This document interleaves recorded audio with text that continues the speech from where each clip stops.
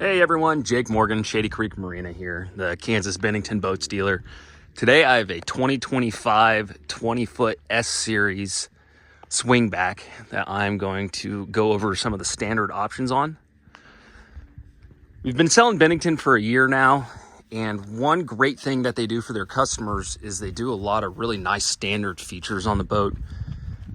And one of my challenges as a salesperson is to get customers that are thinking about buying a new pontoon boat to truly compare all of these standard options on this boat to a competitor's line, because at first glance this boat may be more expensive than something with the same size and the same power, but when you finally add all the options and get them apples to apples, they're a lot closer than you realize.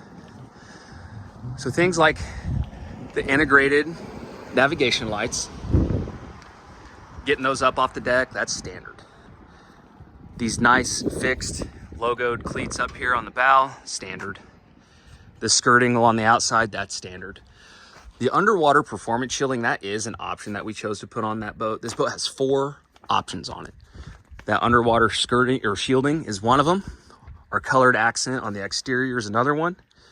We did option this with a ski tow, and we optioned this with a little windscreen. Those are the 4 options on this boat. This deep step ladder, that's standard. That is optional for a lot of brands. One of this, substantial of a ladder, I should say. Not, ladders are pretty standard these days, but not nice ones like that. Lots of storage on this boat. Nice built-in branded battery tray. That is your fuel filter housing. I appreciate how they get that out from back here. I know some brands have that same kind of vertical covered fuel filter, but it's more exposed in the rear there. Lots of storage in there. Dole gas struts, reinforced aluminum across the bottom of it, not going to be sagging over time. This is the only portion of this boat that is framed aluminum like this. The rest of it is roto-molded seat bases, which I like for longevity purposes, less points of potential failure. And one cool thing I found out about Bennington that not all brands do is Bennington takes their rails, they weld them, and then they anodize them. Not all brands do that. They'll have their aluminum extruded rail components, 1.25" typically. That's what these are. It's what kind of industry standard. They will anodize them and then weld them. And then your welds are a different color than your rails, and will actually oxidize and change color over time. They don't do that. I appreciate that. Another really slick thing they did from a design standpoint, these keeper gates down here. That is, again, standard feature. It does have an accent light in it as well. That is smooth as butter to get close. I love that. You still lift up to open it. It glides at that angle right into place. Another thing I really like, now this is, I think Dalco makes these biminies for Bennington, but they have put these rubber feet on here. And at first I was a little skeptical about these, but the enemy of a nice smooth ride in any boat is vibration and clatters. I'm sure everyone watching this video or anyone with boating experience can attest to that. These are incredible bimini feet. They wedge in there. They're rubber. I shouldn't even say plastic because they are a rubber component. They wedge that crossbar in there and just clamp it into place. And then there is no clatter from the foot trying to and lift up from the wind trying to go through the bimini. That is awesome. I think every pontoon boat ever should use that. That's incredible. Appreciate that this is a quick detach plug for the anchor light, so if you do need to take the bimini off, you're not cutting wires and re-crimping things. Just little stuff like that, attention to detail. A boat like this is meant to last a long time, and they plan some of those down the road headaches at the forefront in their design, so you don't ever have any stress. Okay, let's talk about the chairs. Captain and co-captain's chairs. These are very nice chairs. A couple reasons. The armrests, super nice. They do, I can't hard to do this one-handed. They do lie back. That is typically an option on most boats. In addition to that, they're tall enough that you do have a headrest. They're high backed. So you're high back, your armrests, and you are reclining. A couple of those, just the high back and the reclining, I know would be options in other brands. These are standard on Benningtons. Good pocket storage here. Throw your sunglasses, cell phone, wallet, whatever you got.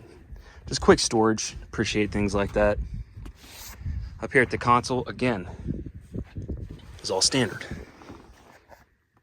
Tilt steering, kicker stereo, nice dash panel accents.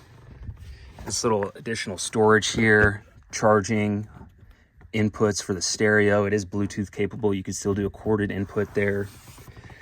You know, good speaker covers that match the aesthetic of the boat. They're not relying on their stereo partners for their face covers.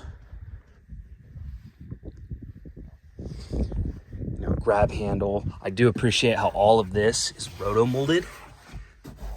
This is gonna last a long time.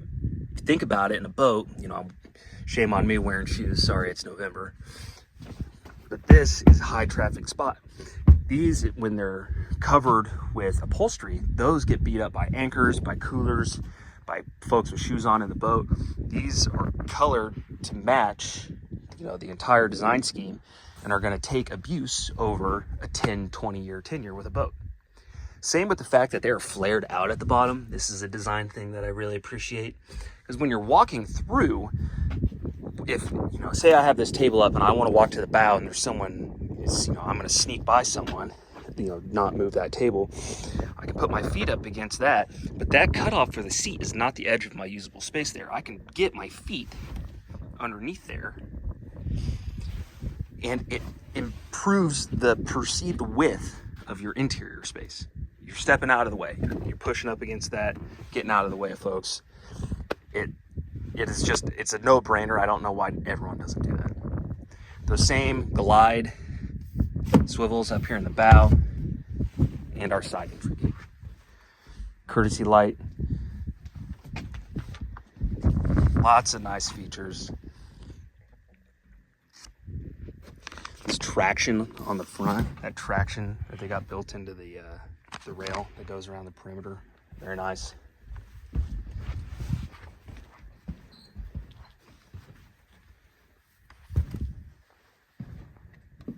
Same with these stainless steel rear corners. Standard, built to last a lifetime. This boat is 20 feet and 4 inches of the pontoons are, excuse me. The deck length is 20 feet 6 inches. We are an 8-foot 6-inch beam.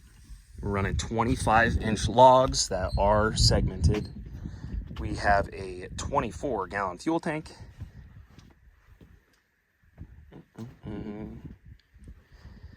Yeah, and that's kind of going to wrap up my video here.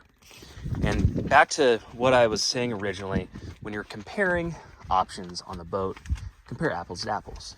Things like these Bimini trailering arms are often options.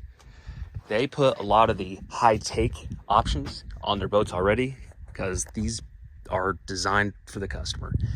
Bennington, I can confidently say, is one of the more design-forward, truly product-driven boat companies I have ever dealt with. And I'm a big fan of their products. We have a 90 horsepower Yamaha ordered for this one. It can accommodate a 115, or if you're one of the sandpit folks up in Northwest Wichita with horsepower restrictions, we could put a 40 on here for you. This boat's gonna come in, we're gonna put it on a tandem axle heritage trailer, something like this. This boat's gonna come in low 50s. All right, folks, that's what I got for you. Thanks.